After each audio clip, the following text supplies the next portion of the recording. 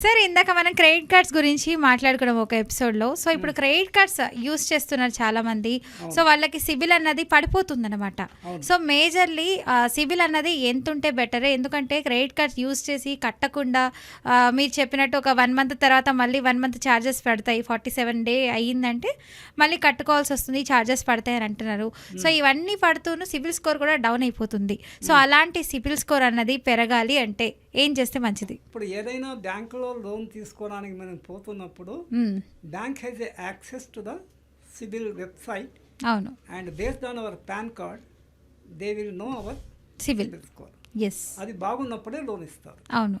ఆ లోన్ ఇచ్చిన తర్వాత వాళ్ళు హ్మ్. ఆ లోన్ మనం సరిగా టైంకి కట్టలేదనుకోండి, EMIs delayed hmm. Are you are under OTS. What is OTS అమ్మా? వన్ టైం సెటిల్మెంట్ అనే ఒక కాన్సెప్ట్ బ్యాంకింగ్లో. హ్మ్. అంటే బ్యాడ్ డెట్, గుడ్ డెట్ ఒకటి. హ్మ్. గుడ్ డెట్ అనము, డెట్ అంటాము. హ్మ్. సరిగా టైంకి కట్టకపోతే దాన్ని తీసే బ్యాడ్ డెట్. హ్మ్. ప్రొడెన్షియల్ నామ్స్ అని బ్యాంకింగ్లో ఒక సిస్టము. హ్మ్.